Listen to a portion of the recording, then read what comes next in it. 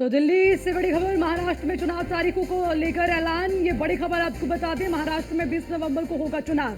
ये सबसे बड़ी और अहम जानकारी, चुनाव को लेकर तारीखों का ऐलान और 23 नवंबर को वोटों की गिनती होगी। तो अब कब होने हैं चुनाव, उसको लेकर तारीख तय कर दी गई है। एक ही चरण में मतदान होंगे, तारीखों का ऐलान कर दिया गया है और उसी के साथ मतगणना कब होगी उसकी तारीख भी तय कर दी गई है।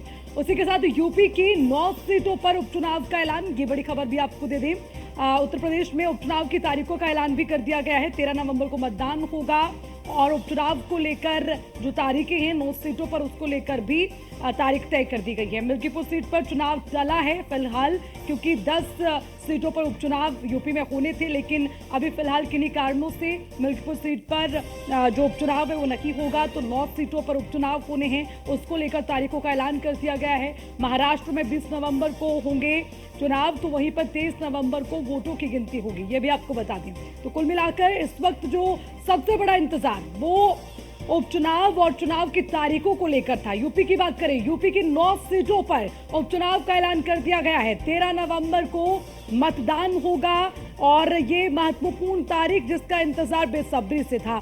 एक सीट यानी कि मिल्कीपुर सीट पर अभी चुनाव फिलहाल के लिए टल गया है। 9 सीटें जिस पर बाई इलेक्शन को लेकर ये माना जा रहा था कि तारीखों का ऐलान जल्द हो सकता है और आज तारीखों का ऐलान कर दिया गया है, यानी कि मतदान 13 नवंबर को होगा। 9 सीटों पर ये उपचुनाव होना है। मिल्कीपुर सीट पर चुनाव टल गया है। हालांकि यूपी में उपचुनाव को लेकर तैयारियां जोरों से चल रही हैं। तमाम राजनीतिक दल तैयारियों में जुटे रहे और अब ये तैयारियों का शोर और ज्यादा तेज होने वाला है, क्योंकि तारीख का ऐलान कर दिया गया है। 13 नवंबर को यूपी में 9 सीटों पर उपचुनाव होगा।